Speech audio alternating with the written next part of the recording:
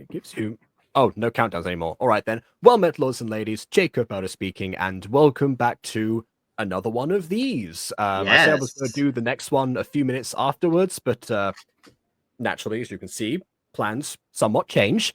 So yes, with the this is re-recording this, I guess maybe like half an hour or so after I filmed the reaction to season 4, so it is very much fresh in my mind, and I think Aidan wanted to ask a few questions about that before we proceed to the next one. So go ahead. Okay, so a few statements about the season 4 list. How did the Gareth Rat King bit end up at number 5? And the whole Aaron getting stabbed off a cliff get number 10? I have Yeah, beef. This is so stupid. What does that even mean? yeah. Why? So the Rat King being on the list in general, I can somewhat understand, because there was the I said this in the video that the few comedic moments that really stood out in the season, they're so few and far between that people really like scratching at the surface to try and come up with something there, basically, especially that would match the tone of the previous compilations to a certain degree. As for why it was that high up, not really sure, because it was right after the animation part, like the part of the fight sequence, which I think should have been higher, you know. I mean, So I understand it being like, there to begin with, but and also, you know how God. short it was. That's why that tells you right there how much they pivoted away from comedy. The fact that with the scene itself only lasted about 20 seconds, maybe God, 50. but I just hate the fact that the cliff scene is like top 3. Maybe it's number 4 if you really think there's like more stuff above it. It's at least number 4, if not top 3. Like that that was like the first major MyStreet moment that actually got me to cry. And like it annoys me that it's like That number doesn't mean 10 the best though. because number 10 feels like borderline honorable mention territory, where it's like oh, this was a fun moment in a short season, this was like a decent moment, but like, it's like pretty, like in the case of a short season, like it's like not as memorable. It's like one of the most memorable scenes in that whole season. I would argue it's like probably the most memorable moment. As much as Okay, cool as the so animation is, I don't know. I feel like that moment was like the turning point for MyStreet with the murder of Aaron. well, I'd argue the turning point of MyStreet was the first episode of Emerald's Secret, where like, we have pivoted so far away from the previous tone already that it feels like, yes, we're building up to something major, but like the point of no return has already been crossed. The threshold is already, back with the car journey. Personally, but as far as what you said about like that first scene, like that the first scene to make you cry in MyStreet, this is something I blame Disney for, actually. Not the company, Walt Disney. And the reason for that is because when Snow White and the Seven Dwarfs originally released, one of Disney's intentions behind it was that what was that people would be able to cry at animation the same way they would be able to laugh at it. And I think from that point, yes, it is something that that I was keen to attempt in Gacha as well. I think you were also. We For both similar got reasons. someone to cry over And yeah, ourselves. okay, yes, we attempted it and we succeeded. Yes, but that's true. But that's only like in conjunction with the rest of the emotions. I think the idea that Disney was trying to go for was that animation could make someone laugh and cry. I feel like the full range of things. Like fear, suspense, intrigue. Those are all variations of the same thing, but you get my point.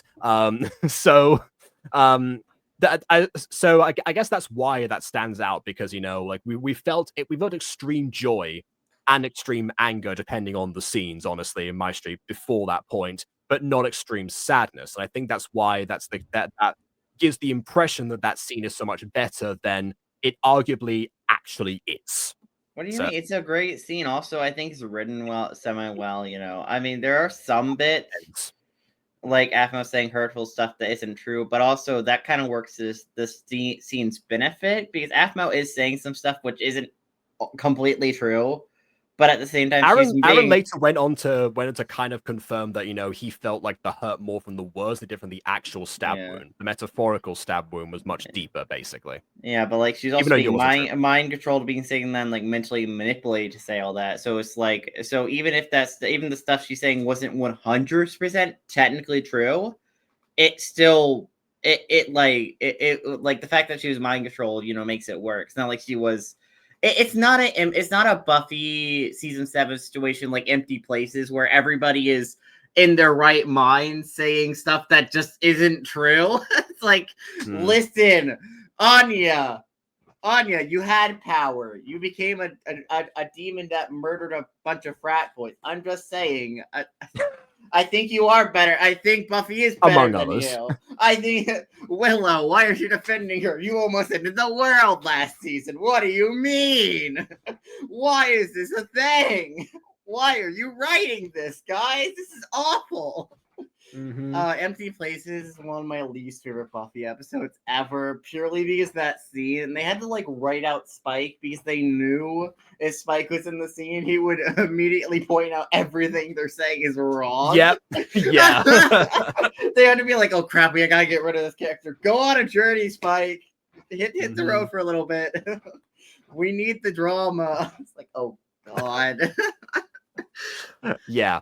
Okay, we went a little bit off the rails there, but yeah. Anyway, but point still stands. I definitely think that cliff scene again at least should have been top 5. Should have been like 10 is like really bad. I said something similar about the fight sequence, but for you know reasons as far as build up goes and you know that anticipation. But yeah, and also you also probably could have broken up episode 13 in several parts. Like you could have had like the cliff scene be its own thing, like Aaron pushing Aphmau pushing Aaron off the cliff, that be its own scene. But you could have also had the Ian reveal, because the Ian reveal itself was like a huge moment for like MyStreet. Yeah, this is something that I'm actually not sure. I don't know how they work out the separation. I think people just suggest, because I think I did season 2. It's just like suggesting in the comments what moments basically, and because they are only moments, you have to go by what the people say rather than what like the creators think are the best ones. And that's why the people don't like describe all the different things in detail when they offer suggestions. Okay, but just here the moment itself. But like the thing I say with that as well is like I'm just gonna be honest, I just don't personally believe that stuff like the Rat King thing came up more in the comments than the cliff scene. Like I just I'm gonna be fully blunt. If it weren't in the video, I wouldn't believe it either. I don't believe that the cliff scene barely came up or didn't come up enough compared to everything else in that list to warrant it being 10. It's one of the things that I just don't believe. You know what might also have happened? What might also have happened is because people were so like scarred by that scene, they don't view it as one of the best because for them it's one of the worst moments from their own viewing experience. I don't know. And again, like I also don't think, and also there are other moments in that list. I'm like, I don't know if these moments are as beloved as the list would suggest. For example, the Zayn and Garth conversation. I don't think that conversation is. I have talked to many Aphmau fans. I have never heard any of them be like, "Oh yeah, one of my favorite moments of season 4, the Garth and Zayn conversation and the season finale." It's like I don't hear anyone talking about I'm not like that. Like I'm not going to find many Aphmau fans that think the conversation between Aphmau and Sasha when they ditch school is one of the best scenes in the entire show. But I will die on that hill. So sometimes that just happens. Yeah, but like I just if it's being picked by the fans, I don't believe there's enough Aphmau fans who even remember that scene or that scene's like considered the most memorable. I don't know. It's like that list feels weird to me. Season 5, there isn't as many moments there. I'm like, yeah, no, that's like top 3. Like there are like a lot of moments in season 5 where I'm like, oh yeah, no, I can see how this in season 5 is on the list. But there's like it's also not much longer season, so they're gonna. But there's not a lot of moments in season 5 that I could be like, oh no, this is definitely like top 5. Because like besides maybe like the proposal, like the proposal, is obvious.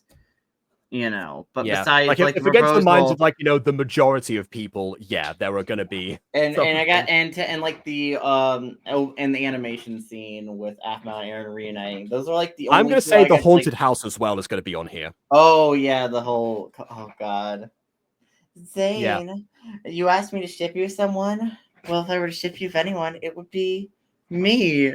Kawaii-chan. I Zane, said this. I like you. You listen to me, and you. This just what I The do. fact you can quote the entire thing means it is absolutely going to It's be on in this my list. heart. I got quote a majority of the clip scene as well. Sad little boy with no friends.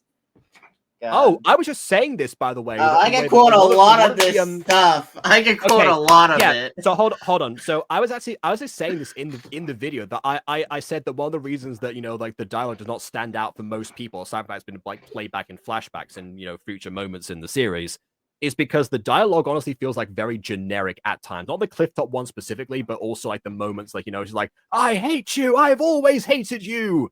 You know. That feels very much like golden age comic book dialogue rather than something that was more thought out. Maybe I was wrong in terms of the Clifftop one because I guess there was a bit more to that because that's where the real punches were supposed to start happening before the stab wound. Maybe they put all their energy into that part. That being You. said, what you do in the forest, Aaron, was the quote that I read from you and made me think, yeah, that's absolutely going to be in here. Oh And it yeah, was. no. What you do in the forest is a funny scene. I Mhm. do enjoy it. What was it? Number one. It's been a while since I actually looked at the list. I forget You know, I where. just I just watched this and then like left for half an hour and I've already forgotten what number one was. Yeah, but basically, all I'm saying is like season 4 should have had the cliff scene.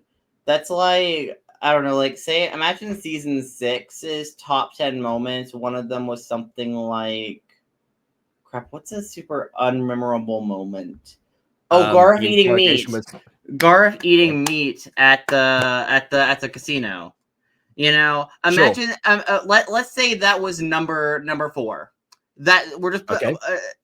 like, and then you put something like the whole Aphmau versus Michael as number 10 because that's that's memorable, but not that memorable for the season, of course. It's like it's memorable-ish, I guess. Like, and that's how I view it. It's like no, that's it. Like if For you me, were this is definitely a very interesting thought experiment because, like, I've been aware since I joined the Aphmau fandom that my thought process and that of the general fan base are extremely different. And I don't so, know. there are some things that are like universally going to be latched onto, and others that I'm going to be drawn to personally, and ones that others are going to gravitate towards that I just, that I'm not get like the Sylvana moments in season 3, for example. So this is why it's interesting to me to see like what like other people think because rather than just talking to them directly because normally when I talk to an Apple fan directly and we discuss these things I end up either I end up either hearing the same things I've heard before and I end up swaying them because they're not as eloquent. So present That's why company accepted. that's why you have But strong beliefs and actually knowledge to do to actually stand yeah, up for what you and believe. which is fantastic considering what I do on this channel because otherwise I'd be kind of toast. But yeah, so that's why for me I've I'm always like okay that one I would have done this way or whatever, but I can sort of I don't I know. can sort of get that. It's like wow people like this. All right, maybe I have to look into it I again mean, or something along those lines. again, like with season 4, though, the cliffs should have been at least this should have been in the top 5. Okay, like I'm not saying it has to be number 1 because it doesn't have to be, but like top 5, please. That's all I ask. Number 10 is a very bad spot for that one moment. I did promise that I would eventually do I would eventually do like a top 10 list of my own, like top 10 versus vote picked by me, and that'd be like the contrast with the title. Honestly, I think maybe either use a Joe that or do one yourself actually for your channel. That would that would definitely fit. Maybe. I mean, depends on like would it be like MyStreet moments as a whole, or would it be like certain seasons? Well, I would say, follow the formula, divvy it up by the seasons, and then choose accordingly. I was gonna go maybe top 15 because 15 is like a super significant number in Yeah. terms of them. But then again, can I pick 15 moments in Emerald Secret? We'll find out. As for season 5, though, Oh, you definitely pick before we 5, proceed, 15 in this season.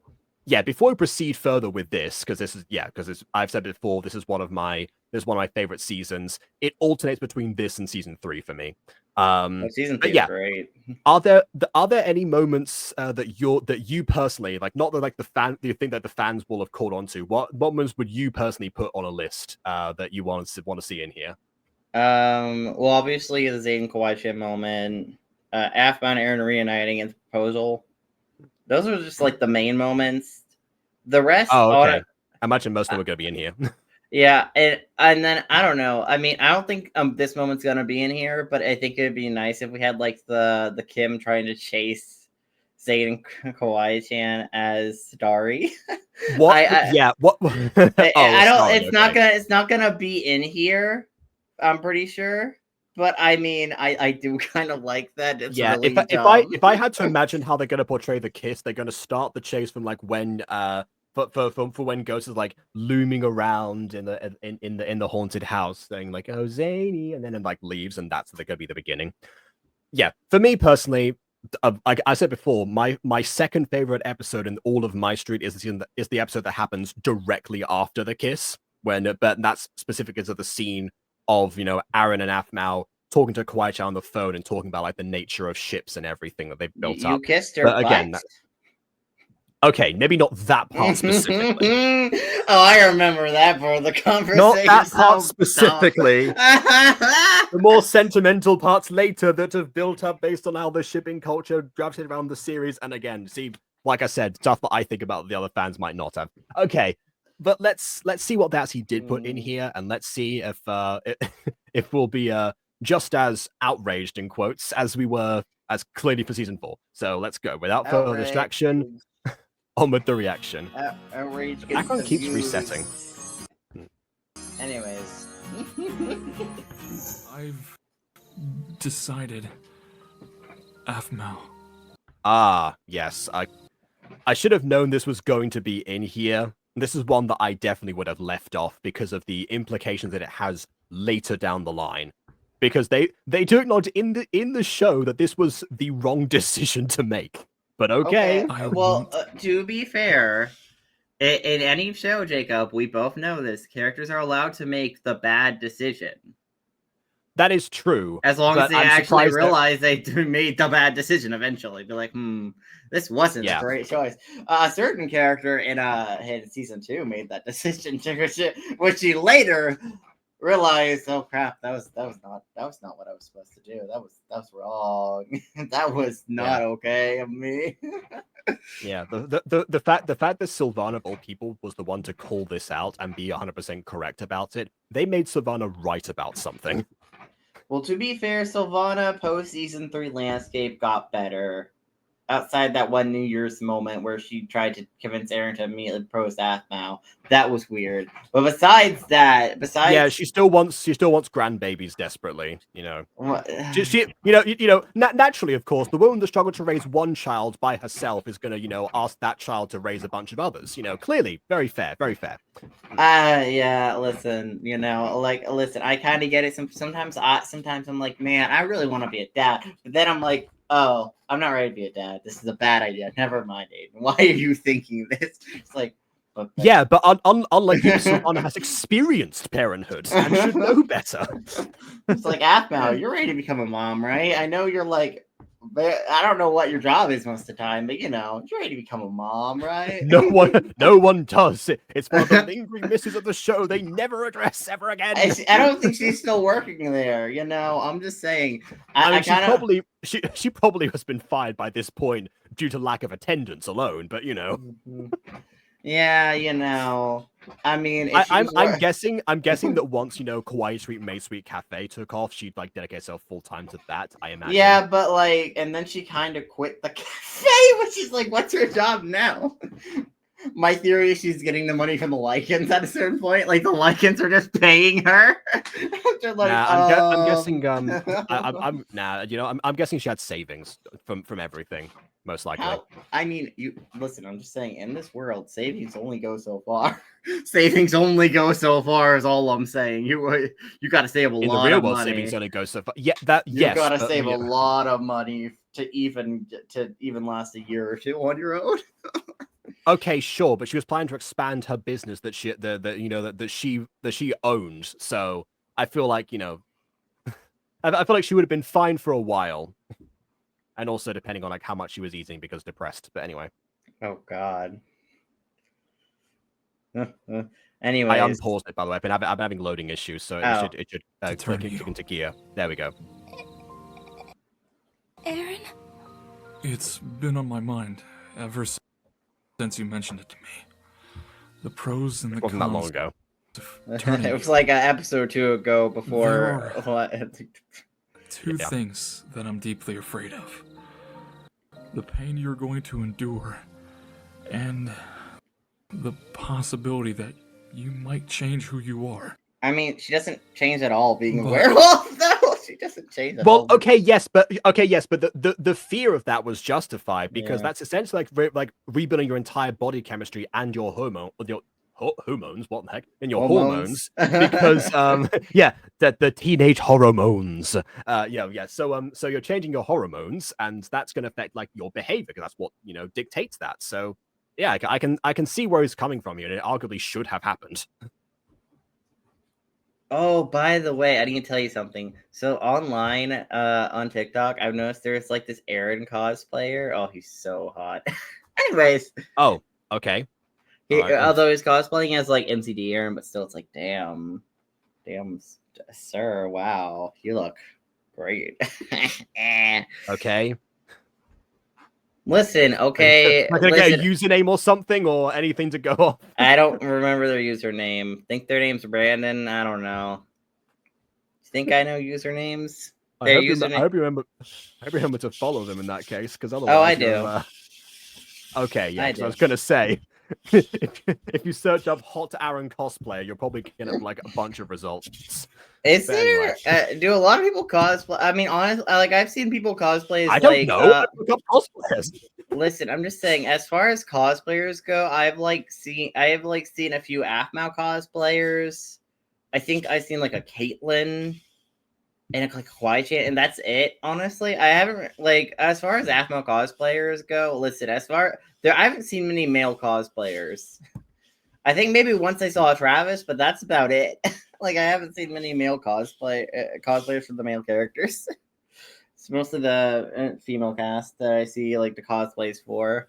Which fair enough. Yeah. I mean, to be fair, most of the female outfits in this show are way more interesting than the guys. Like take Aphmau's season 5 outfit compared to Aaron's season 3 outfit. It's I also one of them I is also, more interesting than the other, if you ask me. Yeah, I also acknowledge that like Aphmau's fan base is and always has been predominantly female. Maybe not on the Challenge Accepted Inc. days, but I wasn't there at that point, so I don't know.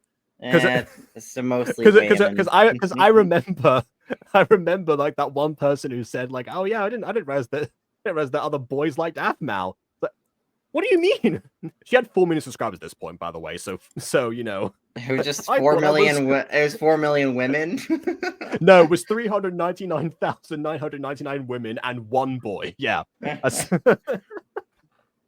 Yeah, I don't know about that one.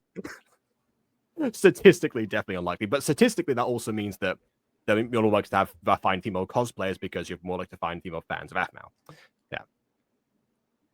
I just closed all the tabs down. It's still not loading, so, The Oh. consequences of not turning you, they could be far greater. Based on what happens next season, yes, they would have been. I would lose you if you were turned the other way. Aaron, I just want you to be sure that you want this too. This is something we both need to be 1,000% sure of. I'm sure. I want this. My bite This. won't kill you. Oh God! It will Make him cause you vampire at tremendous this pain point. for a period of time.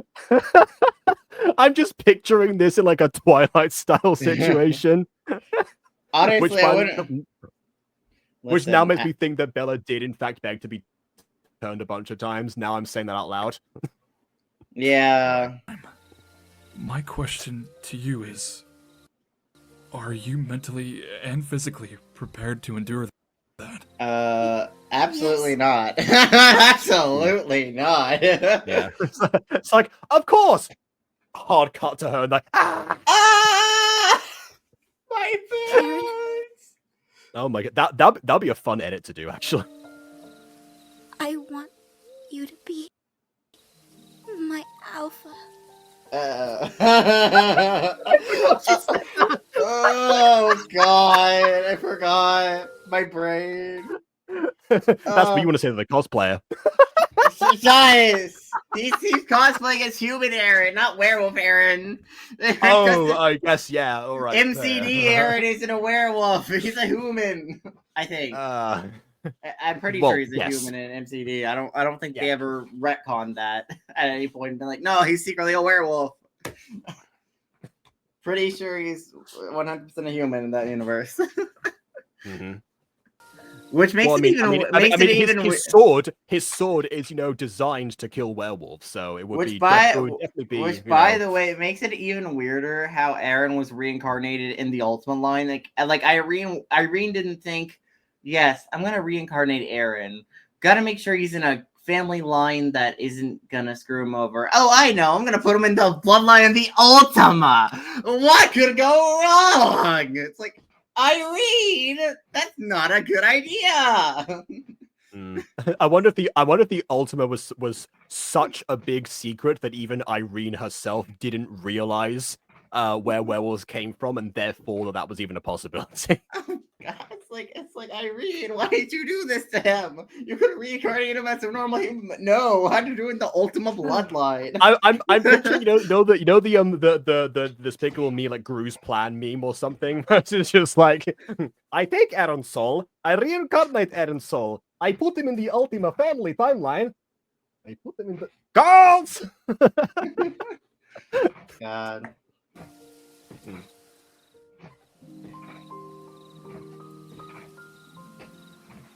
And of course, they have to wait until you actually, see the moment. Which, by the way, the Cliff moment didn't get this kind of treatment. That's all I'm saying. The Cliff moment didn't have any of this treatment. The build-up, like the Frozen Garth and all the build-up and stuff, that should have been like a separate thing, I think. That's what I would have personally put on the list. The build-up was so crisp in that scene. I love this scene. If that had been included, maybe then it would have been higher up. I don't know. I think most people just... I don't know.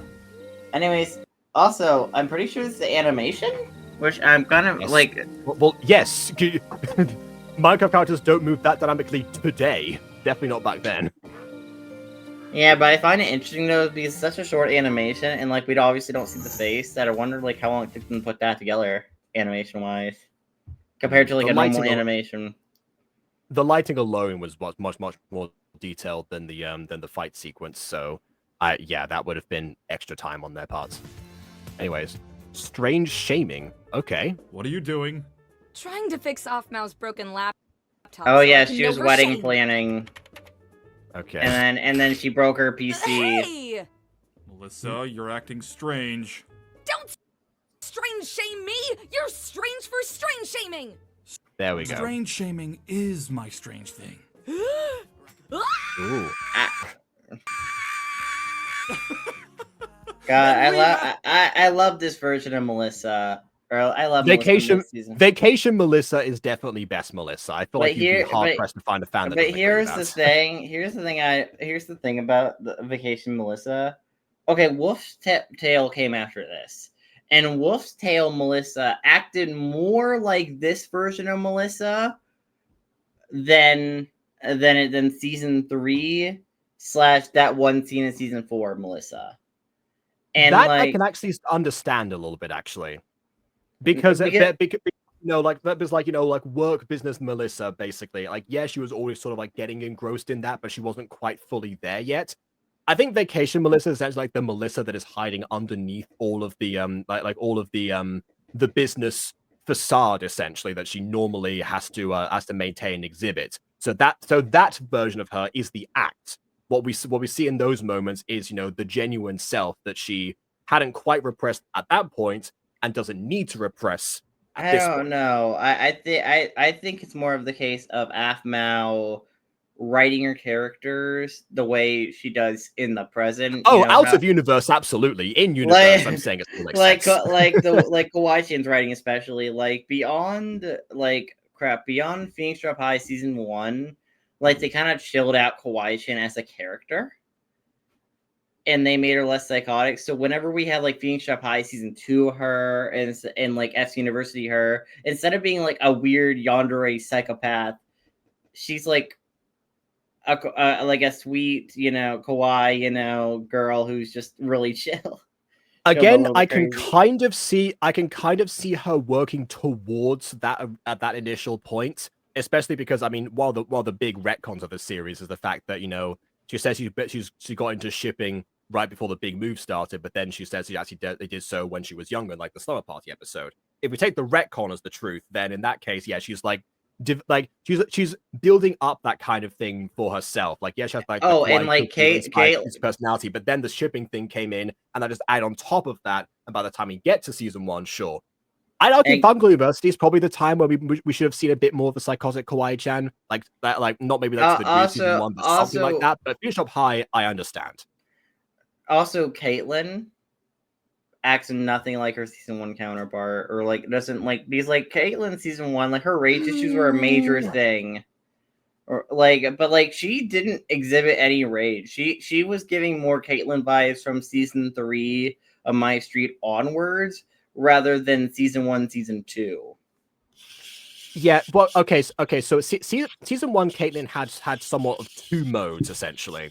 She had the rage mode, the one where she was clearly dealing with these anger issues, which, by the way, the characters were just learning about, so clearly they either weren't obvious or they weren't questioned before that point. But she also had the calm and stoic version, essentially, that, you know, like which actually can be chill, especially in those. Like I said, my favorite dynamic is in season 1 is the 3 roommates and how they're actually able to chill with each other to some degree. Some of the time depends on what's going on in the scene, if they're not, as long as they're not decorating. But yeah, as far as yeah, it would have been nice to see a few rage moments, you know, emerging before that point. But I can understand why they weren't there, because if those things do again develop organically. What we see in Finish Up High is essentially, you know, because it's all their formative years. So if they were exactly the same from they were season 1, and then they changed over time organically as like this both, well, like from a writing completely started, but that's not what happened. So but yeah, from a writing standpoint, though, Phoenix Drop High feels like half the characters acted contrary to their present day selves in the idea that they grew into it. But then you get to season 2 in Phoenix Drop High, where everybody acts like their present day selves, or like the fully actualized versions of themselves in the present, versus the weird alternate prototype versions of themselves that we had in season 1, where they acted even contrary to their present day selves on occasion. I can sort of see that, with the exception of Zane. Oh no, yeah. But for everyone else, I get that. Yeah. Zane feels like the only one who, like, throughout the prequels actually somewhat had a consistent arc, where he like consistently evolved into an awful person in season 2, and then he almost saw him on the mini games. That's about as consistent as you can get. And like stayed awful in SC University, just to be like awful in the very beginning of MyStreet. Like, he was like the only one throughout all the prequels who actually was consistent in his characterization and his arc itself, rather than, you know, the characters going up and down and I'm guessing that's because his change was so dramatic and so different, like even in that season, that you know, it was basically impossible to ignore. The rest of it was, you know, like much more organic and much more gradual, which again makes lists like these, compiling, you know, just the payoffs of these moments in isolation, difficult to evaluate. Not like this one, but, you know, probably the next thing. God, I wonder if Apple's gonna do like a top 10 list for the prequels, though. Yeah, I'm surprised that hasn't happened already. Huh? Zane? Yes! You Yes! should answer. Well, Maybe we not forgot quite. something. This is probably the Hello? kiss the butt parts, but you know, like at least it's the episode. Ow. I think he busted my eardrum. Same. You're lucky you're not a werewolf at this Yeah, I point. was gonna say, yeah, he busted Uh, your ears from that distance. Also, I know you can't do this in Well, Minecraft, but I I would love to see a think the werewolf. idea was it was up to her ear. I think that was the idea of like how it would look in animation, but you know, obviously. with Yeah, Minecraft. I know that you can't do this in in Minecraft, but if you could, it'd be really funny to see like somebody just like one of the werewolf characters, but going like, okay, hold on, I'm getting a phone call. Yes, hello. Ah. By the way, Aphmau in like the side stories, which were like produced around the time season 6, actually did do the phone up to the ear bit with like the bendable arms they introduced in season 6. So that did become a thing eventually, but it's not a thing at this point in the timeline of production. Still regular Still loading. Minecraft. Yeah, still loading slowly. Oh wow, it's getting worse. Heard it from here and my ears hurt. Zane? Are you okay? No, I am not okay! I'm about to have a panic attack because of what happened! Zane, calm down.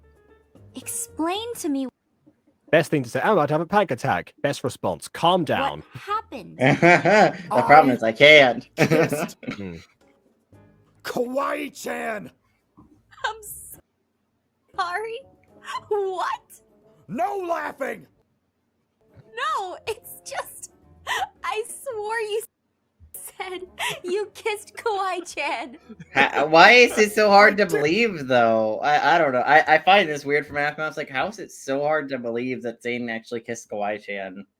It's not that hard to believe. Yeah, I mean, at this point, Aphmau had teased him about liking cute things all the way back as far as season 2.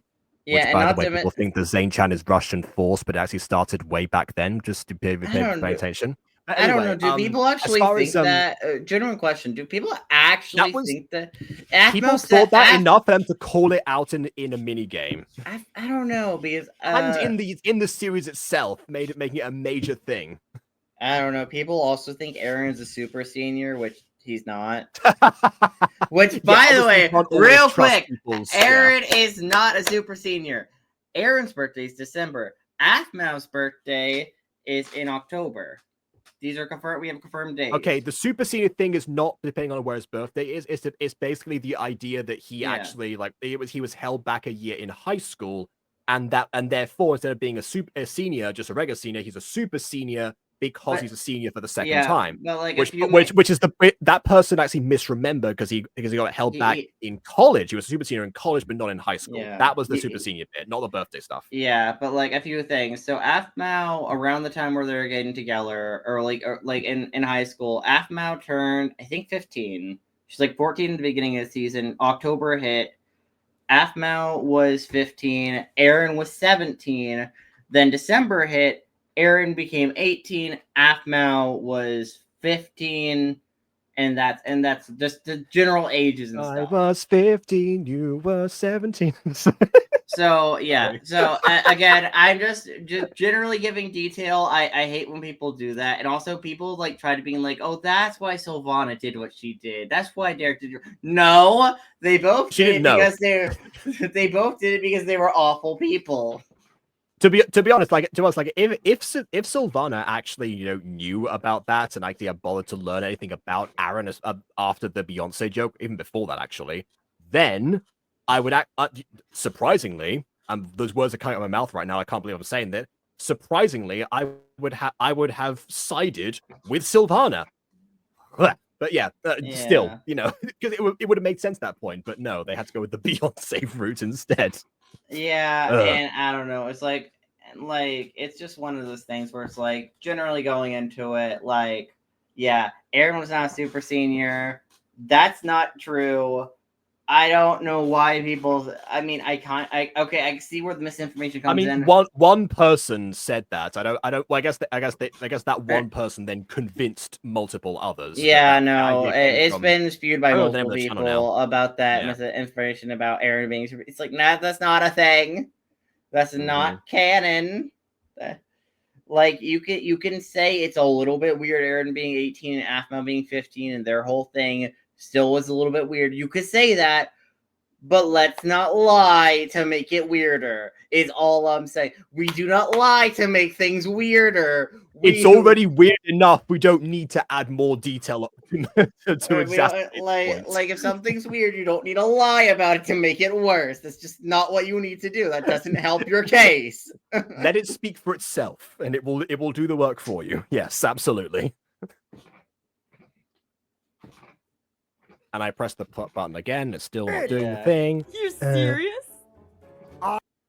I did.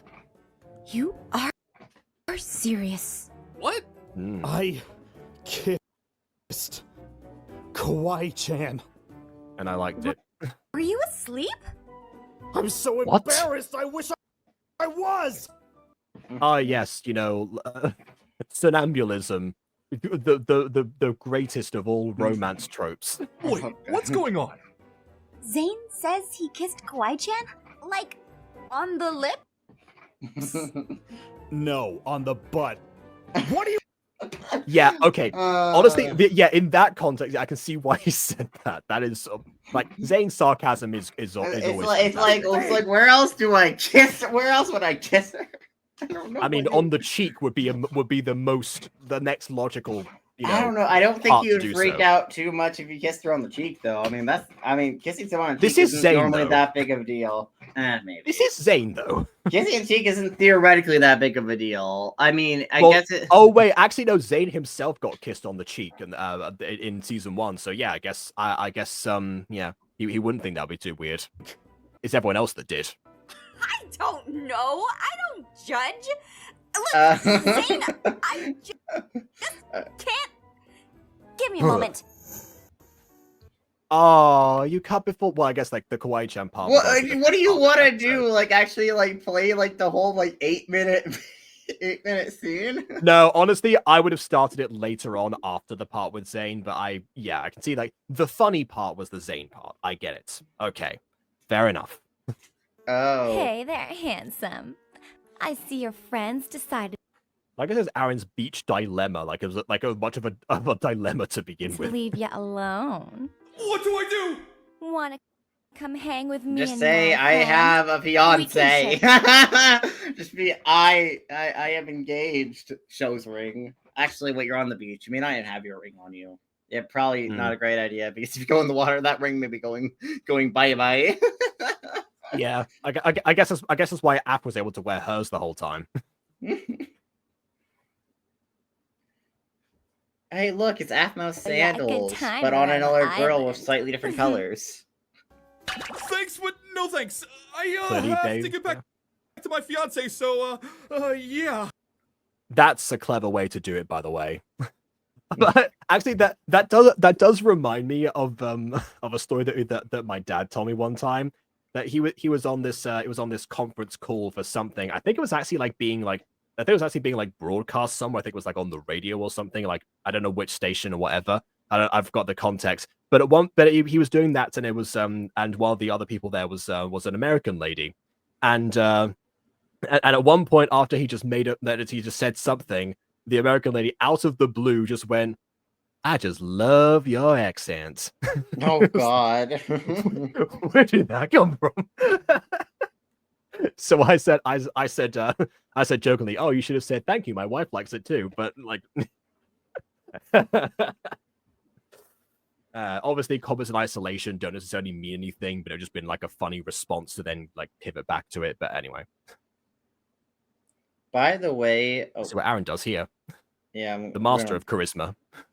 Oh, you're so shy. That's adorable. I have a fiance. You Leave. can have fun, right? No, no, you're a home Leave me alone. This girl is definitely into whatever Kai was into in Ben 10. I mean, this doesn't have to be a romantic thing. I don't know. She does have a point. Her tone suggests otherwise. But I don't her know, words, lady. yeah. Your voice is giving seduction. So leave me alone. What? That's just how I speak.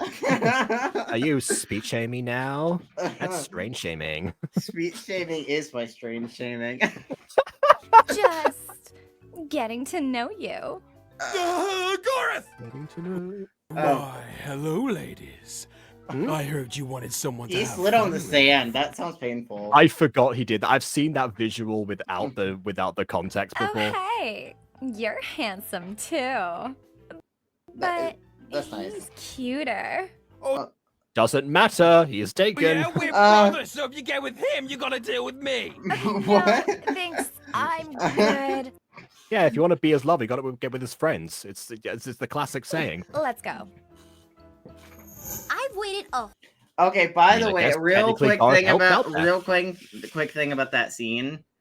Aaron Mhm. in that episode says, "Man, I've never been hit on before," and then like what 2 months later, like a few months later, Falcon Call University came out, where the major plot point in that show is Aaron not being able to say no to a girl that he accidentally started dating because he couldn't say no. It's like, Yeah, okay, wow, that's BS. Okay. Okay, so again, I feel like I'm playing devil's advocate a lot for this for some reason. But No. Aaron explicitly said, I never thought any girl liked me like that. okay, that's different because if you said He there had been hits on clear- before, and he just called onto the fact that Jenny directly asked him out, that's different than being hit on, and that's Yeah, something that he might have been caught on to what she was trying to Yeah, do. and then beforehand. and then Garth brought up Michi. But He's like, if- Michi, I thought okay, she was just there being we go. mean. It's like, so no. There we like, go. There we go. That's the next, difference. The next prequel series completely contradicts that whole episode plot line. It's like, no, Aaron. Well, it contradicts that one sentence. I don't know about the whole plot line. Well, yeah, but Aaron. whole year.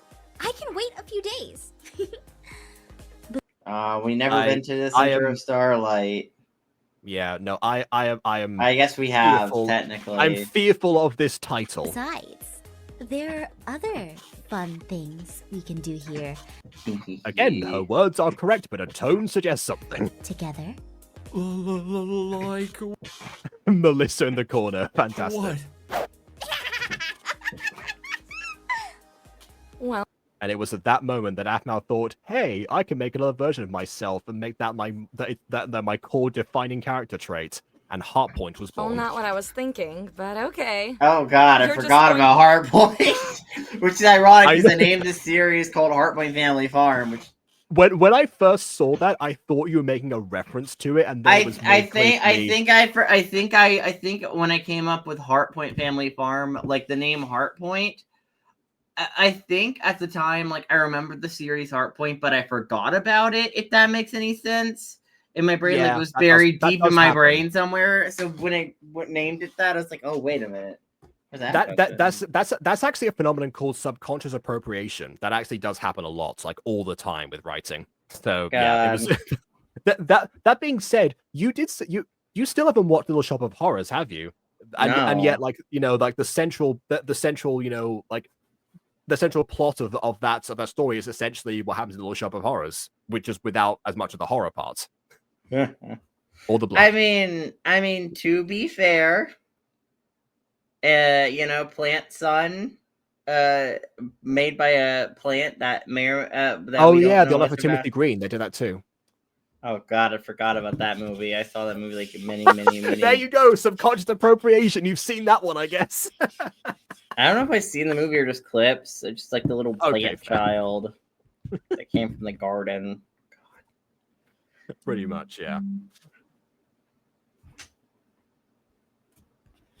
Just sit there, Aaron? It doesn't bother me. Plus, it makes her smile. He just needs to smile. That was one of the quotes in the other video. Ah, another one where, people want them to have kids against their wishes. I think it's because we have lemons about to appear, so Mom, Oh, we love the I'm lemons. trying. I Hmm. can't control force. We have to be as quiet as possible so they don't wake up. What are you two doing? Yeah, Seriously, why are you all being such creeps? we're not creeps, Oh. Dad. Sheesh. two of them. We were just trying to put these roses by the door, so Aphmau will wake up and be like, "Oh, who put these roses?" Aphmau the game to by the Aphmau door?" stick figure boobs. Yeah. I mean, for some reason, that is always something that like Aphmau herself focuses on whenever she's depicting herself. Like even back like the early, like 2015 thumbnail or something, she would like contour the figure of her Minecraft self in order to exaggerate that specifically. It's like, listen, okay. Well, we also have sure. the diary. We also have the diary boob Cinda thing.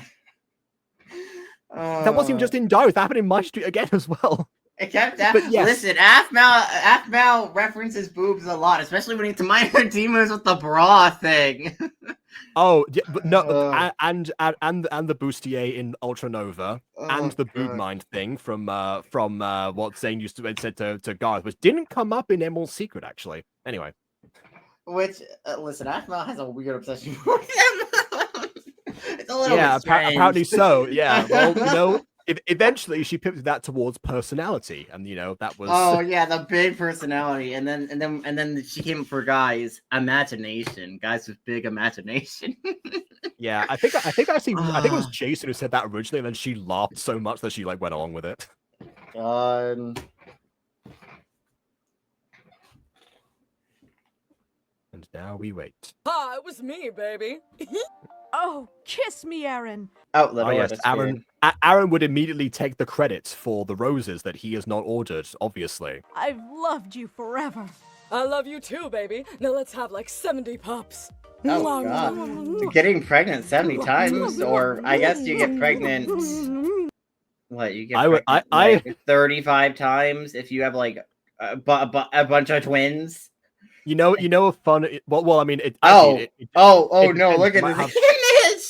She gets his butt. Well, she doesn't judge, so that must be why. Anyway, what I was going to say was that, you know, it might be kind of like how what we did in what I was mentioning Puppy Love, how, you know, sometimes, you know, werewolf pups might end up, you know, being part of a larger collective. I almost said litter, but I don't know if that's we know what they think. Well, yeah. I see litter applies to a lot of different mammals, but yes. You know what? I'm writing more of Mysteries Occulta world that Fred was from a litter. I mean, sure. We know she has a cousin who was pregnant with a baby, pregnant and has a baby. Yes, already. but that was one baby. You didn't even like say if that NPC was a cat girl or not. Oh, she was a cat girl. No, she stated it. She stated, "Oh yeah, my pregnant cousin. You should meet her." Yes. But she didn't say that the cousin was also a cat girl. Remember how D&D works with like, you know, like half speech and stuff. Like it's not always like that clear. Okay, but like I imagine at least some of her sisters are cat girls.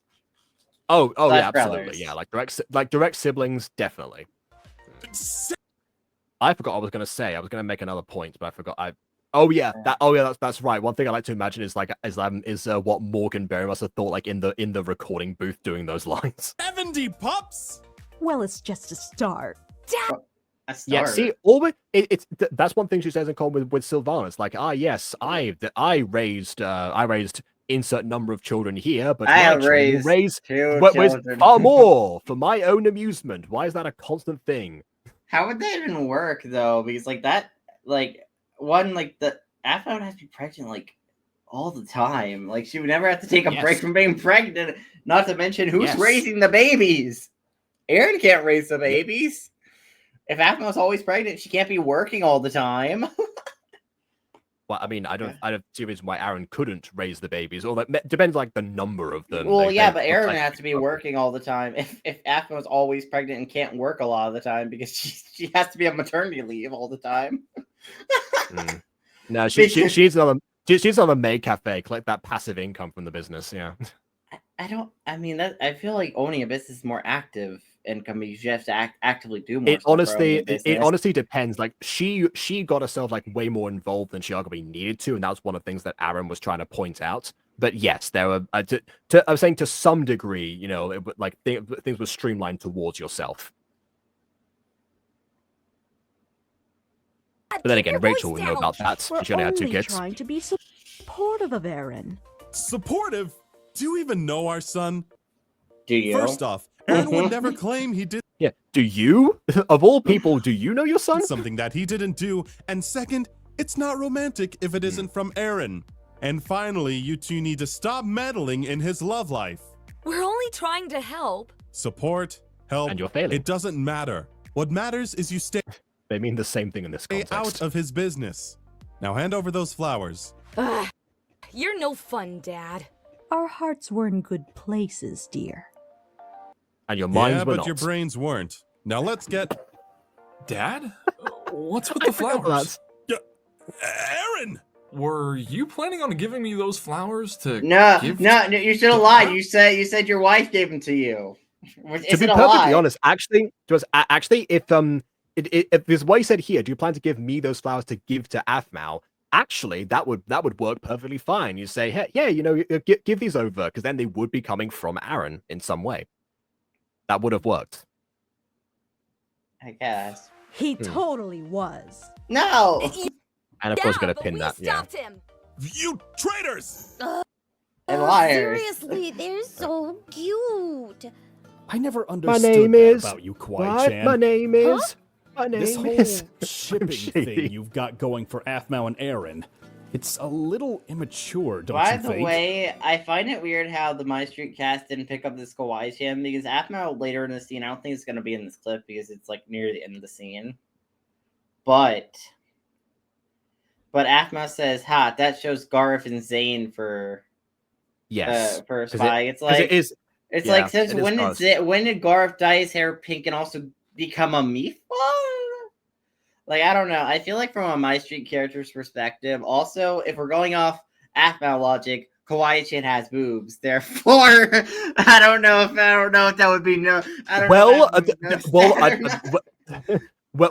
Well, maybe she doesn't, or maybe they're not noticeable. We don't know. Listen, That's never been brought up. I don't know. Have we seen any Kawaii-chan lemons? Does her stick figure also have boobs drawn on them? I don't remember. I don't remember. I don't want to remember. But you know, anyways, I find it weird how in Do the you remember the thing in the mini games around this time actually? That's Oh, yeah. because like the whole Kawaii-kun thing. Like they didn't build it up, so they couldn't have that be the reason. That's why I said Gareth instead. But yeah, the idea of her just being Kawaii-kun, that would have like been a lot better, honestly. But Also, I just find it I'm weird how getting Aphmau better at didn't- this. I think that might be is that extra Fluttershy? Is that her? No. I still haven't seen Fluttershy in my MLP quest. So Fluttershy has blonde hair, and also her skin is she has bright pink hair, and her skin is like, when I say this, it's like yellow, like not like peach. It's like just flat out like yellow. That's not a joke. Yeah, I used to have a picture of her on one. It's saved in here because someone else sent that to me. But oh well, never mind. Maybe, but Oh, here it comes was the immediately. excuse. I started shipping them in high school before I really became friends with Aphmau. At first, I music. started shipping them because they And also like Moika dropping the voice here, pretty much. were complete opposites, and I thought that was cute. Honestly, I wish we had like this Very kind of performance compatible. I wish we had Moika do this kind of performance more often, because we don't really get too much of it, like Moika like dropping in the higher pitched voice. Yeah, there is like a notion where, you know, like if you put on a persona for long enough and it's that consistent, it eventually becomes your default, and that essentially is like, you know, it becomes like, you know, the proper you at that point, because you've essentially like forced it to be so. So I get why Kawaii-chan doesn't like drop anything like that much. Arguably here actually is more surprising than, you know, anywhere else of her actually, you know, going into a bit more of just, you know, plain Nana. Say They had doesn't this know her tsundere name kind of anymore. feel to Can't say them. her name. Go on. Yeah. Then I guess something happened between them, and they. Also, that's not what a tsundere is, by the way. A tsundere was somebody who is, you know, who is shy in love. Like she's flustered enough to, like, you know, like retaliate, basically, not like a polar opposite situation. That's a different thing altogether. They started to fall in love. They never said it, but it was there. Then I saw the way Aaron looked at her. I saw it. I saw the spark of love. Hold on, they started to fall in love, and then you saw the way that he looked at her? What was your clue before that? Love in his eyes. I think the idea is like at first it was like a very weird superficial shipping, and then it became like a actual shipping where it's like, oh wait, actually, there's actually chemistry here. Oh no, I guess Yeah, I'd probably ship it. Yeah, I would invite anyone to go back to Phoenix Jump High Season 1 and take note of the actual chemistry before the FC reveal. See how much of it there is. I think the idea was everything before the FC reveal was like the superficial shipping, and then everything after the FC reveal was like the non-superficial, like, oh, actually, this is actually extremely valid. Yeah, I actually remember when I watched the Slumber Party for the first time, and actually pointed out like who she actually shipped Aphmau with, because bear in mind at this point, Phoenix Jump High, whole Garmao Lama thing has been like revitalized basically in the fan base, which is weird because of how much it broke Aphmau down a year earlier, but that's for another day. But I remember thinking like the same thing as the same thing as Aphmau did. It's like, oh yeah, Kawaii-chan chased you with that scary guy that she's seen you with. But what? Wait, hold on, what? Well, you see, he's scary and he could bite her head off at any moment, and she could bite off his head. Therefore, this is not reach his head. This is not leading to a potential divorce. No. This is just true love. True love, baby.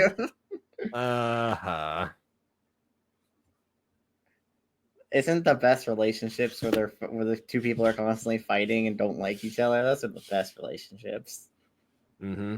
It occurs to me actually that a lot of people in the fan base most likely, like encouraged Zane-chan before it became, a concrete thing they were building up to, because of how opposite they appear to be. But the difference between like that and actual polar opposites is the fact that deep down, as Afa pointed out, Zane likes cute things. So he clearly has that sensitive side to him that means that there's like some points they have in common they can actually bond over, and arguably something that he would actually admire. They both admire things about each other because Zane probably admires the fact that she's so unapologetically herself, or at least what she has made into herself, as we point out in this in this scene. Kawaii-chan came to him in order to learn to be more serious, and she actually tries to encourage that. So they both grow from each other essentially in that way, but from a point of commonality almost. I find interesting though about Zane-chan as a whole. I'm surprised Zane-chan wasn't really pushed in season 3 at all, besides like the whole seriousness minor plot line, because during that child. Because in that season, we literally introduced a new character, Damien, to be a love interest for Kawaii-chan. I'm honestly surprised Aphmau during that season didn't actually just push the Zane-chan angle and actually had Zane and Kawaii-chan become a thing in season 3. Maybe it wasn't that clear at that point that could have gone either way. I don't know. I do find it weird because after everything in season 2 with like the pairing of them together and like the acknowledging of, oh, they could be a thing. Just maybe if you'd done it at that point, then it would have been rushed, actually. But in season 3, they also had a lot more screen time together and like a bit more of a dynamic built up. So it's like one of those things where it's like, I'm honestly surprised that Aphmau didn't make them a thing during season 3 and just skip the whole Damien thing, especially because Damien was wasted as a character. We didn't get to learn much about him, and they literally had to, like, during the breakup story arc, they literally had to make up stuff about him that the audience didn't even know. Oh, all he talked about is comic books. Since when? We don't. I don't like that. Like the way they handled the breakup. I wouldn't say that. Yeah, I wouldn't say that Damien was wasted overall, and I personally welcome, a romantic interest outside of the core friendship group for somebody, whether it's Kawaii-chan or somebody else. But like, they didn't actually explore his character. The conclusion was is definitely something that I do still take issue with. They didn't really explore his character though. Like, they had so many opportunities to explore his character within season 3 itself, and like beyond, and like the weird interim season. Like, they had like so many opportunities to actually explore Damien, if they actually took the time to sit down with Damien's character and actually like explore what he's interested in, to him and Kwai-chan's dynamic and stuff. Yeah, maybe they should have given him like one episode or something to, you know, to become the focus. Maybe not too much, but one episode should have done it. Yeah. I don't know. Even in the date episode, like where Kwai-chan and Damien's first date, they could have easily explored some of Damien's interests, like had Damien bring up some of the stuff he likes It on was that then date and that stuff. But you know, missed knew they were my opportunities. OTP. Why on earth would you think that? Because I had hoped that someday someone would look at me with those loving eyes. Me too, Kwai-chan. Me too. There's where, like, you know, I'm glad that for, you know, creators that have actively encouraged shipping culture and been the victims of, you know, the excess of having encouraged it so much. Again, go back to the diary situation. I'm glad that you know at least where like the psychology of where that comes from, especially because I'm guessing that is something that, you know, like Aphmau herself, you know, writer Aphmau, dealt with when she first got into shipping, because obviously that had to come from somewhere. Kwai-chan. It's Nana. Huh? My name. Oh no, the background guy's got Ultima eyes. Duck. It's Nana. What? Nothing. And there it comes So, again. what do we want to order? No. Is that her guy? What did you? Yeah. Zine, it's your birthday. Zine, it's your birthday. There's like Is she 5 trying to different sound? accents in Is there. she trying to sound British as well because Andy's British? Question mark. Possibly Australian because of the get-up that they have right here. Huh? No, it's not. This must be some practical joke. Is it free? Because I really don't want to have to pay for that. Okay. I guess I was wrong. They didn't start from the chase bit or from the sneaking around bit. They're going straight for it. All right, sure. Kwai-chan. Zane, did you? What a title! Haunting it haunted him afterwards. Clearly. Jade, do you want me to ship you someone? Huh? Where's this coming from? Because if I were to ship you with someone, I'd ship you Wait, with hold on. me. Where's that coming from? It's Yeah. just. If I were to ship you with someone, if to ship you with me. With me. Kawaii-chan. Kwai-chan. Are you? The most kawaii. Zane, I like you a a lot. You talk. You listen to me. Oh god, And you. I'm messing up on some of the words here. You just wanna be alive. God, I love this scene. Yeah, and you love this scene as well. This is one of those ones you mentioned was going to be on here. Why couldn't the cliff scene be this high last time or higher? God, I'm not this is a much happier moment. Again, I feel like the tragedy I bit don't definitely gives think people, like, it's a sour all about taste. happiness. No, I mean honestly, It's like, not all about happiness, but Emerald Secret was like a transitional thing. All the top moments from the other videos like seem to be like getting towards the funny ones with a few sentimental ones. Like Emerald Secret was, I the direct said, reverse of that. what do you think?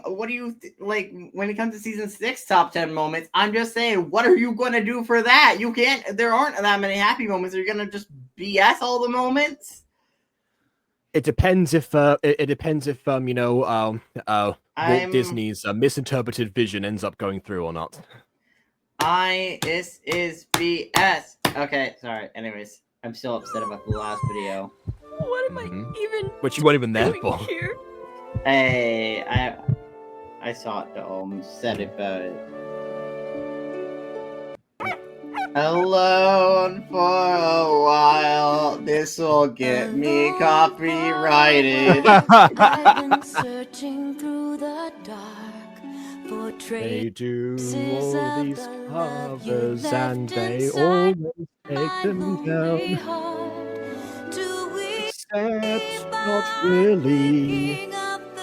They're actually quite nice, but I've risked it before. I don't want to do it twice. Our paths, they did cross. By the way, this scene has He been did shown. not look at you like this. Yeah. He By the way, growled at you and then moved on. By the way, Something has gone amiss. this scene has been animated twice, and it has been shown a collective of 4 times. Phoenix Trap High And season none of 1, them episode right 1. are anyone consistent. Yeah, Phoenix Trap High Phoenix Trap High season 1, episode 1. Let's see. Phoenix Drop Day season 1, episode 1. And then we also have this episode, obviously, and we have MyStreet, her year, Atmo's year, episode 1. Like, it has been shown. All episode 1s, actually. It's been shown. This is also episode 1. They're all in episode 1s of something. It has been shown and like it's always inconsistent, especially if Phoenix Drop Days where the uniform is wrong. Because look at the uniform here. Location is different. They did it like outside. Oh yeah, no, on the uniform, like in the Phoenix Drop Days is like a floor below this. It's not supposed to be the. And also, why is this linger? Like, I get it's for the animation, but also it's so inconsistent. I will never be over the inconsistency of this show sometimes.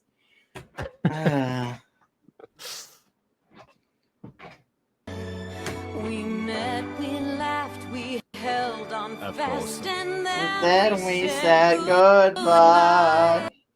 Yeah, this actually, by the way, is like a good way to tell people that that's where like the titles from Aphmau's year actually came from, because obviously this aired directly after Aphmau's year. Which, by the way, I'm surprised Aphmau's year came out the way it did. Like, it came out within like several of those videos came out like a day or two after each other. It was like one day. Were you hoping that it would take a year? Oh no! What I was saying, but like, it wasn't even like 4 days in between Aphmau year's episodes. It was like a day to 0 days between episodes, where it's like episode 1, episode 2. You know, it's like within like the same. Like, it's like why? That's not that shocking. Remember, Aphmau, one of her biggest priorities when doing this series, and the reason why a lot of it feels rushed and like, you know, a bunch of change and stuff, is because she was trying to keep consistent with, like, you know, 2 to 3 days on average between episodes. But with, that seems you know, a like few that exceptions. seems like torture, especially because Aphmau year's episodes were like 20+ minutes long versus a normal MyStreet. I'm not saying it was a being good 15. method, but I'm saying that was what they were aiming for. God, I wonder how consistent MyStreet season 7 and 8 are going to be as soon as I those start coming imagine, out. yeah, I imagine they are working on the episodes. They're working on the episodes to release them once most of them are completed. That's why they announce them like years in advance, basically. Maybe. Kind of.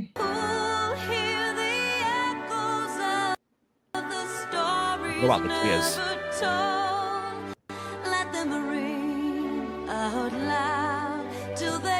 The cliff scene deserved more time in a higher place. We're not watching the cliff scene. I am not over it. You weren't even there. Make your own video. You used to do Aphmau reactions as well, not just on my channel.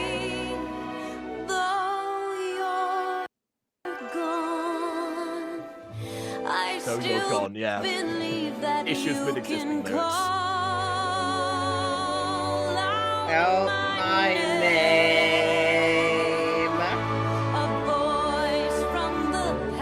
Staring.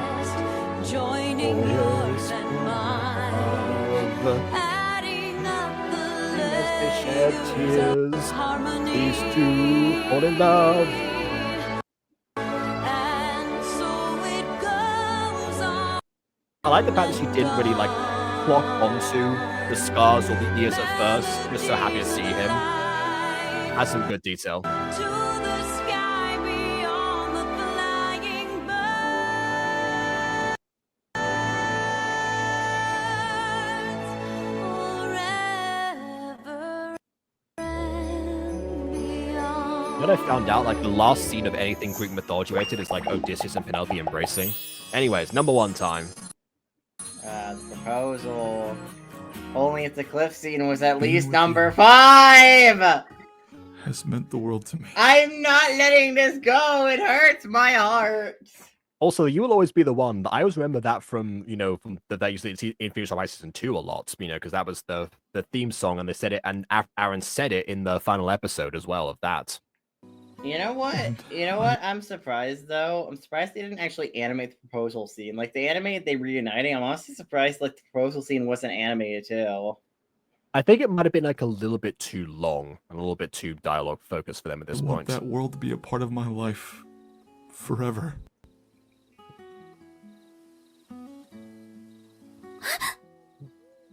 Af,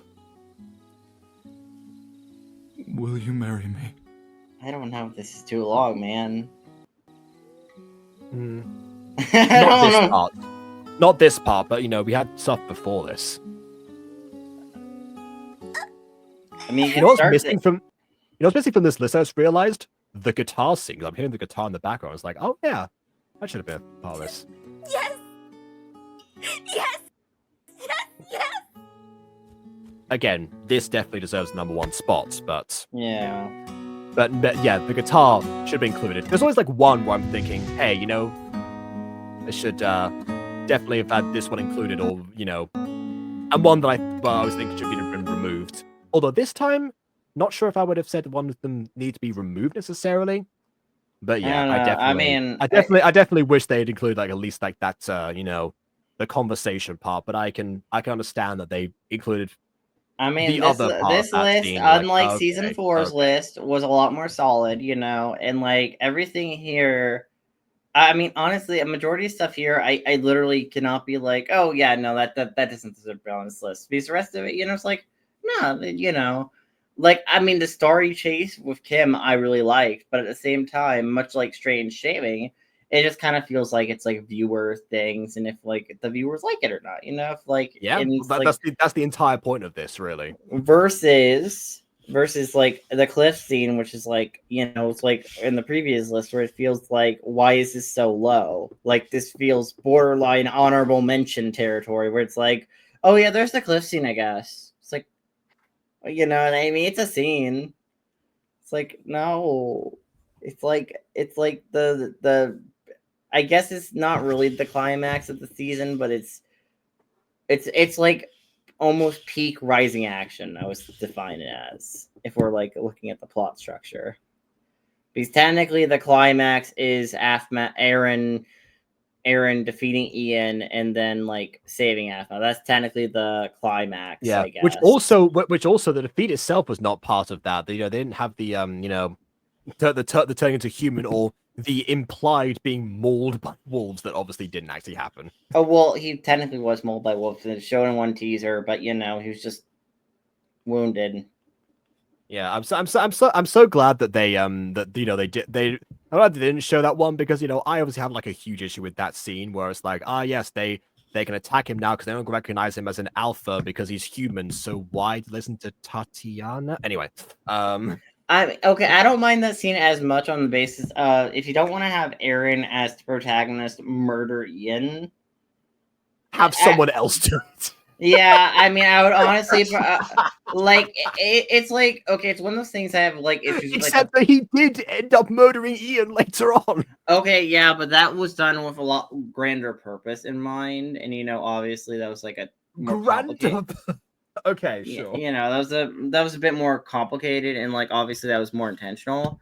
But like, if you don't want to have like the main protagonist straight up murder Ian, I don't want it to be like a Super Pops villain, or like where it's like, oh yes, you have did irreparable harm, you have crossed several lines, but you know what? Just go off. We don't care. It's whatever. I'm gonna go. We're recording this. We're recording this a day after I did the Gacha review on Disco Pops episode 12 / Viewer Pops episode 5, another crossover episode. That one where the princess's eventual sentence for 3 villains starting a war is that 2 of them got exiled and 1 of them got a warning for starting a war. Like I don't like that from a writing standpoint, where the villain just immediately slinks away constantly, or it's like, wow, you just did something bad. I mean, I know I could easily catch you in this very second, but just you could go off, and no harm, no foul. It's like, No, they just tried to Yeah, murder no, you. I mean, There's obviously been he shouldn't have. harm. Yeah, okay, obviously he shouldn't have gotten away scot-free, but again, it's where like you and I differ as as writers in terms of, there is Also, definitely a threshold between, getting off scot-free and death. There's a whole gap in there that you I can fill don't in with know stuff. because like I'm gonna be honest, but like I don't think that a magic side of Aphmau, like we don't know how people like. I don't think a normal jury could prosecute Ian on the basis of how do you prosecute someone, like random people. We know that the military approaches are illegal, so that's already one charge you can have. You can definitely. I'm sure there's some law against mind control in the MyStreet universe, considering all of the I hope so, magic gifts but they have. I don't know. I mean, they just casually tell. Clearly, they could get him on abuse charge as well. There's physical evidence for that. Thus, Aaron's freak out. So they can pin him for a lot of things. To be perfectly honest, Also, they kind of have to kill him anyways. they could because even have had Michi as a witness if she actually, no, they have to kill him they have to kill him anyways because of the whole he knows the Ultima secret. Like, yes, he must die for knowing the. Okay, do you really think Ian would be quiet about that? No, like, but especially Xavier in was a quiet about that to know what happened to him. He didn't die. But in a trial situation, in front of a magic council. Sure, he's under oath, but if he's just gonna say, "Oh, yeah," I don't know. I mean, oh yeah, that one fairy tale thing, that's not gonna hold up. That's gonna have a lot of weight. I don't think. Nah, I'm pretty I'd even sure. test for that. I don't think they have Ultimate DNA on file. They can't The rumors of Ultima has literally brought the Guardian forces to the season 6 to Starlight to lock everybody down on the basis of a rumor. So just from that standpoint, Jacob, I think Ian would 100% immediately be like, "Oh no, I'm 100% going to jail and potentially executed." But did you know Aaron and the whole Lycan family are actually werewolves? And they're actually the Ultima Aaron would family. want to. I don't highly doubt that would cross Aaron's mind at that point and decide, yes, my secret, therefore he must die. Considering that he left him in the first place, obviously, yeah, but from a narrative standpoint, if the character's not willing to kill, certain characters can't. Ian couldn't have walked away from that situation on the basis of if anything, actually, you know what? It actually make more sense if they had left him and then he actually does unveil the secret then. But then again, I also bring up Xavier did almost the same thing and he wasn't believed. But clearly Michi was. Like Michi, they doing it is like less impactful than Ian in that case. So, I will say the whole Xavier thing doesn't make a lot of sense in general, unfortunately. But at the same time, again, it's like one of those things where it's like Ian kind of had to die, or like something had to happen to Ian where like his like memory had to be scratched out of him, or like he had to have like his vocal cords and like a hand. I really don't think he did. If he'd been the one to tip off the Guardian forces, that would have actually given even more reason on top of everything else he'd done to hate him and then to wish for something worse to happen to him once season 6 did roll around. Not that we were in short supply of that at all, but still, the fact that there was some potential threat there. I guess the only thing that might have been impacted would have been like the process of Starlight itself and how they would have been handling that behind the scenes, like how much they would have like been able to the room would have spread. But yeah, who knows? Also keep in mind, if in that case though, we wouldn't have a year for all the rumors and like Michi to spread the word and stuff for everything to fester as well, hypothetically, on the basis of. Which actually, now that you bring it would up, have been instant. It would have been near. Tip them off because Aphmau's year happened. When did Michi tip off the Guardian forces? I assume she was doing it. I'm assuming she was doing it in the year in between. So again, Ian could have done the exact same thing. It would have taken him just as long. That actually even justifies. Not really. I don't know because reveal it all at once, and he wasn't believed. And plus, in the case of a trial situation as well, you'd have to bring in everybody, including Aaron, who was unconscious at the time. Okay, what are they going to do? Force him to transform? He was transformed while he's knocked out the whole time. He was a werewolf during the whole year. Yes, but by the time they bring the trial, the justice system in any reality works really slowly. By the time that they had him up on his feet. I feel assuming of course they even would bring him in because of how much intensive care he required. Everyone else would have been, if they brought in like Derek, for example, it's like, yeah, what's going to happen? He's not going to say anything.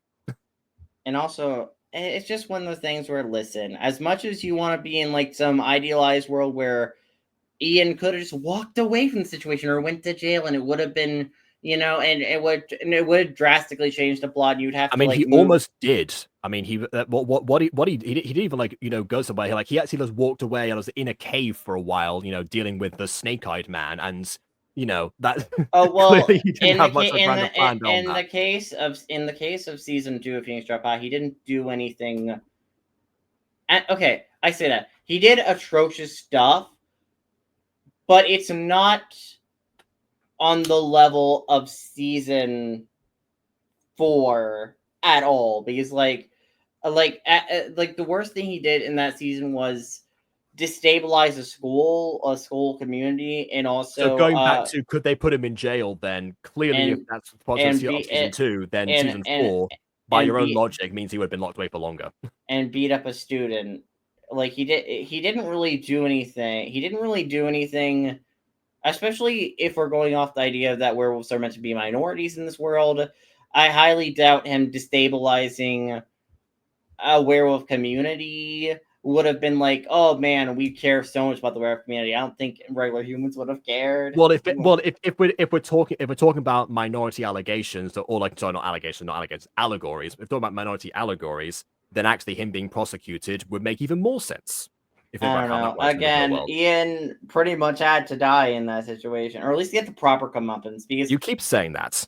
because even then, I don't think I personally would have been satisfied if this man tried to permanently brainwash, I think 4 people technically, because I think Michi was almost brainwashed too, or maybe she was brainwashed. I don't know. I don't think you need to brainwash Michi. Just promise her something that That's benefits her. kind and of she'll okay. work I with will it. say the whole Michi thing in that season's kind of unclear, but he did try to permanently brainwash 3 people. So at least 3 people. One of which he domestically abused, and also the fact that she was brainwashed, he would have been pretty much continuously assaulting her without consent. So remember when you said that could they put him in jail? You're listing a bunch of reasons why they would right now. I Like, mean, you're proving what I said yeah, earlier. but we don't know if like magic is like how laws affected magic, because again, MyStreet's weird, and I don't think Athena always thinks about the implications of. Lucinda directly states that certain potions are illegal. There's clearly a legal system affecting magic.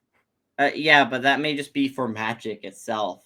Let me explain. Which Like is a separate there's charge. So already we're just adding to his charges right now. Uh, There's actually a whole genre of videos. Now I'm saying this. There's a genre of videos nowadays that says, how long would insert character here's prison sentence be based on like everything. Usually it's like, like Peter Griffin and stuff like, and people like that. But I honestly, yeah, that feels like that's something we could actually, I don't know. properly like speculate upon. Like again, his death. I don't think a lifetime sentence would have even from my standpoint. I don't think a lifetime sentence would have personally satisfied me. I wanna. Sometimes at a certain point, I'm like, a character has crossed a line to a point where it's like, you could die. Just die. I don't want you worried. Yeah, if we're talking about catharsis, then I can see where you're coming from. But yeah, again, it's obviously like that's like I said before, you and I differ on that front a lot. Listen, sometimes certain things cross a line where it's like, yeah, no, death, death only, especially in fiction. Yeah, for me, characters for me, death I is have the only way. Yeah, for me, I have the opposite impulse where where death feels like a cheap cop out in terms of them actually suffering under the consequences of what they've done, because that's essentially it. You're done at that point. Yes, and depending on whatever pantheon exists in like the mythological universe or whatever show we're talking about, they might end up being better off that way, and that's not what you want in that situation. Also, if the character's not dead, that gives them potential time to return and cause more harm, which Ian did. Which did happen. So clearly, they had that in their minds. Like unless you have magical Irene luck. All I'm saying is, He didn't even have that. He just survived being mauled, which is more impressive, I would argue, than divine intervention. To be fair, he would have probably bled out in the woods if the snake-eyed man / Michael / demon warlock / possess Terry didn't be like, Yeah, oh, sure. God. That guy. That guy has so many identities. He has like I call him the Snake-Eyed Man because that was what he was known as around the he time. has so many titles in the case of MyStreet. I am known by many names. Oh God. But you may call me Michael. Well, Michael's so unintimidating compared to like the Demon Warlock. It's like, oh yeah, It's not supposed to be intimidating. If it was intimidating, they'd be like, "Ah, yes, welcome to Starlight Wonderland, owned by the Demon Warlock." No one would go. No one would attend. How did he own a theme park? That was never properly explained. Like, how did Michael Did somehow? you see how easily he convinced that he bewitched all of the Guardian forces pretty much except for Kobe? Did he bewitch all the investors in the board? Be like, hey, you should join me. Let's build a theme park together. He could have done. Bear in mind, some of his investors were, the Lycan and Romave corporations. Which I find that even weirder because if the Lycan and the Romaines were investing in Starlight, how did they not know the CEO was literally Michael? Which I find that ridiculous. It's like, how did you know? Okay, so maybe not Starlight specifically, but he had like financiers for his other thing that he was able to sway and obviously like all I'm saying is I feel like they should have. I feel like if they had any stake in Starlight, they should have known the CEO. Yeah, I don't. Okay, yeah, I'll retract that. I'll retract that statement. They probably weren't, shareholders or investors or anything. No, but I mean in general, like he had dealings with them in the past, but he clearly, if he's able to do it with them or have many generations and such, clearly he has the business savvy skills to convince others and sway them under the powers of capitalism. So that makes sense to me, honestly. But I mean, also I find it weird how the Romaves and like the Lycans were just staying at a resort owned by Michael for like do you frequently check the name of the owner of everywhere that you visit? I guess not, but also I'm not a CEO, nor am I being hunted. All I'm saying is I'm not really like if the government, let's say the government was hunting me, or a personal or a foe of axe to grind, then you go to a privately owned business.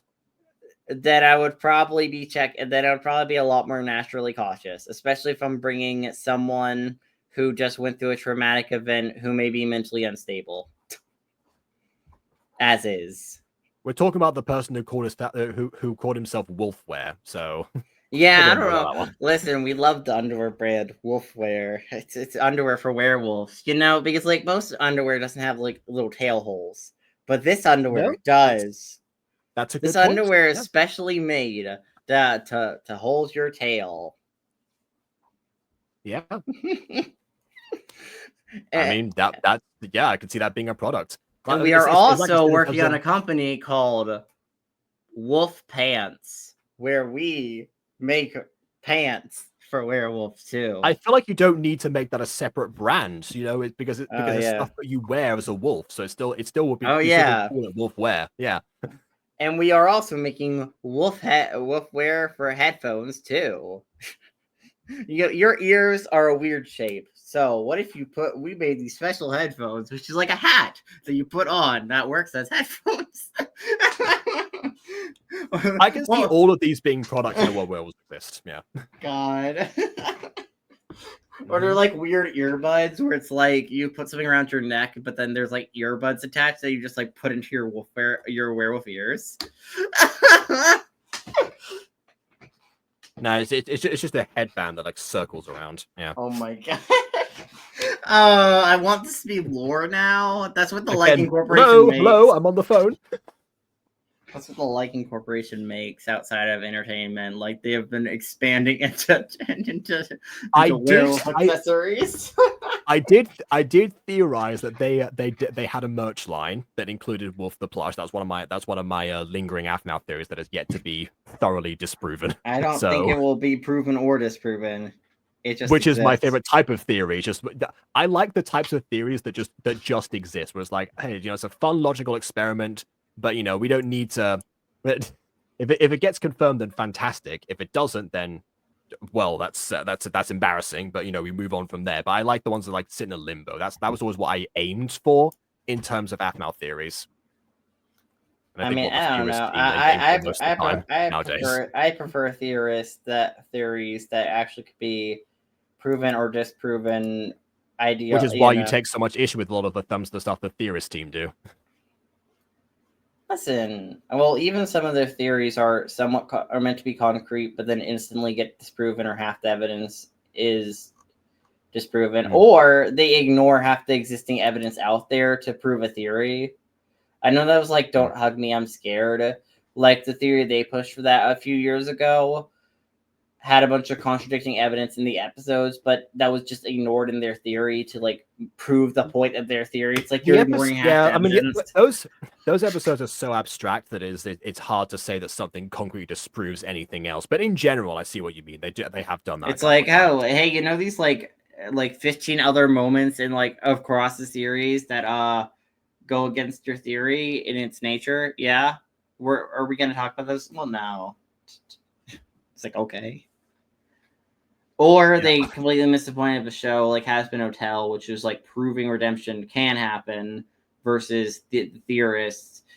The theorists tried to like math out the concept of redemption of how much Has Been Hotel would have to redeem people to like get a steady flow, which is like not really the point of Has Been Hotel. Those two things aren't necessarily contradictory, because some of the times what they'll do is they'll take some aspect of like, say what, like how much would it cost to build the game with SAO. SAO has nothing that doesn't cover that aspect, but that was just one of their. But like behind that, so I don't think it's like they missed the point of the show. It's more like, okay, let's think about this thing, because remember MatPat himself, like the way he mentioned the inspiration behind it. By the way, we're going to wrap up the video sometime soon. I understand we've gone on rabbit holes. But MatPat's we said that the reason he started is because like when he would watch stuff in the past, and it was like watching a character fall, be like, should they like broken their spine or something because of like how about gravity affected them, was like, I wonder like how much inertia they would have to achieve in order to like move this quickly or something, or stuff like that. Was basically like applying originally applying real science and real like concepts and such to say like, okay, this is why this thing would or would not happen, or what they would have to concern themselves with if this whole thing existed. It's like a different form of thinking about media. That's what the theorist ethos was originally, and arguably still is to this day. That's why sometimes was contradicting what the show's point was, because but in the case of Has Been Hotel theory, they didn't at any point during the theory they didn't acknowledge, hey, redemption the whole point of the show. They didn't acknowledge the point of the show. So if why would they need to? Because the point of the theory may not even make any sense on the basis of okay, the point of the theory doesn't make sense if redemption isn't even meant to be possible in the case of Has Been Hotel. Obviously, because they're going purely off the pilot here. They're going purely off the pilot. What you described was the idea that Sir would have to like either break even or admit a bunch of people in the first place. They could do that independently whether or not they're achieving something or not. Well, yeah, but in the case of the theory didn't even acknowledge that redemption hasn't even been confirmed possible. Like the theory didn't even acknowledge that the theory just says redemption is totally possible, but Charlie's plan is to redeem everyone individually. The point of the Has Been Hotel in the case of the pilot is just to be like, let's try to start to redeem people to prove to heaven and the rest of hell that redemption is possible. Therefore, everybody across hell will start working towards redemption. Therefore, so it's not even the idea that the hotel itself is meant to redeem everybody. So the fact that the hotel is meant to be a good starting point for hell itself and heaven as a concept to start redeeming people, and to be like a place to like rehabilitate people, but like not be the only option, out there. Like people. I mean, sure, even if it's not meant to be the only option at that point in the pilot, it was the only option. Yeah, but like it was meant to, but like the whole point of the pilot wasn't meant to prove a point, but everyone, it's just one of those things where it's like what you're describing here is a theory of somebody using a particular method, even if it's not meant to be the definitive version, and how but someone analyzing how effective that method is, even in isolation. But that's not what the theory was, though, is what I'm saying. The theory wasn't That's what you that. described to me just now. The theory was how much Charlie herself would have to redeem people to get a steady flow, which which the theory itself already just blatantly says, oh yeah, redemption is possible. Which it's like yes, the you theory said that was itself. the point, The right? theory You said I missed the point. Yeah, the point of the show is to prove redemption is possible. And clearly the theorist team seemed to agree with that based on what you just said to me right now. No, that's not their point. They ignored that part. You just said that they said redemption was possible and they're operating under that assumption. Yeah, but like if the point of a show if the point of a show is it misses the point, Jacob. You're trying to you always try to frame things in a way where it's like, oh, everybody has the best intentions, or oh, this is not what they mean, because even though what was blatantly said makes absolutely no sense. Or at least what you're saying right now is making me think it does make sense. I'll watch the theory after we cut the cameras, honestly, because now I'm curious about it. But still, but from everything, based on everything that you've just said to me, it seems like this is not an example of what you're entailing. Like maybe you're not framing it the way that you think you are or something, but everything I'm getting from you is that arguably the person who is looking with the worst intentions right now is you. No. The theory itself states Charlie herself can't redeem everybody to like make equilibrium. That's the theory, which is like, okay, but that's not the point being debated in the case of Hazbin Hotel. That's not the point. Right. That's not like Charlie can't do that. No crap. Of course she can't. But that's not the point of the show or anything in the show. That's never been the point from the pilot at all. Okay. Well, I mean, if no one else is attempting something like this, then it is going to eventually fall upon her entirely. Potentially, but no one's been redeemed at all. So it may not even be possible. Therefore, making a whole theory blatantly saying, oh yeah, there's no way Charlie could do complete equilibrium to redeem enough people is a null and void point, because it's like redemption isn't even possible. So that's the starting point of the theory. If you go under the hypothesis that of whether or not she could or couldn't, you're trying of course one person can't redeem millions of people per year. Like, of course, like that's just a dumb and mute point to make in any theory.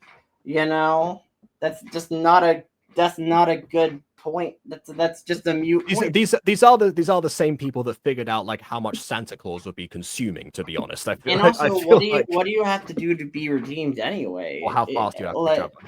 Like how much do you have to do to be redeemed? And how like being redeemed is, I don't know. It's like one of those. It's already a big enough point, anyways, for the concept of redemption. You know, what is redemption? What do you have to do to be redeemed? It's already big enough where it's like, even if she could redeem one person, she obviously would never be able to get equal. I don't know. It's like the whole theory just made no sense in context of the episode, in context of the pilot at that point.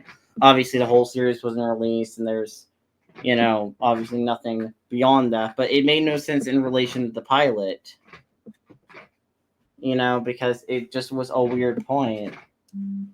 Like, if they made theories about why Heaven's doing it, if they made theories about like Angel's past, about any of the characters, like if they made theories about that, that's one thing, but they made theories about a completely mute point. The way that it sounds is because it was in fact a pilot and there was only so much you can theorize from based on limited material. If I remember, the pilot was like half an hour or something, so you know, yeah. I mean, obviously there's a lot to extrapolate from that, but it depends on the piece of media itself. I mean, don't hug me, I'm scared. It's probably like equals that amount of time the entire show. So yeah, and they crammed in a lot more. So it depends on what is there and how much is supposed to look further than, you know, what right there. Because arguably, it says Hazbin Hotel is in some ways and blatantly in your face in others. So it depends. But yeah, in that case, it feels like they were kind of, you know, dipping their toes in, essentially, like, you know, doing something that, yeah, you could say is a moot point, but a lot of things about media are moot points. You know, do we need to concern ourselves with the gravity of the moon in Majora's Mask? Not if it's not going to affect the gameplay, but you know, what would actually happen in this situation? You know, even if you go like as far as like talk about like the science in terms of you know, like the Austin series. You know, my favorite thing that the theorist team have actually been responsible for, or like not as in like, you know, promoted or whatever their arrangement with Austin was. And that's a case of, yeah, like, you know, he pointed out like how that would be absolutely terrible on, you know, the entire landscape of Mario Galaxy. It's like, well, it's not affecting the gameplay, so obviously it's a moot point when you think about it that way. But that's what their theories tend to be mostly, you know, thought experiments. You know, how would running a hotel of this nature work? You know, what would actually be the consequence of singularities being around? You know, would Sonic break all of his limbs when he travels across the supersonic speed if he was even that fast to begin, which apparently he wasn't? You know, all these different things. So yeah, I feel like, you know, that's just what they're going for. Maybe they had some clumsy wording in there, but I mean, given how long we've been talking about this, clumsy wording seems to be the name of the game when it comes to that theory, based on the description alone. So I don't think it's that bad. But then again, I will give it a watch, and I will cut the cameras now because I've got no segue out of this conversation anymore, and I need to finish the video. So please leave a like or dislike because your opinion matters. And subscribe if you haven't done so already. And on that note, until next time, farewell.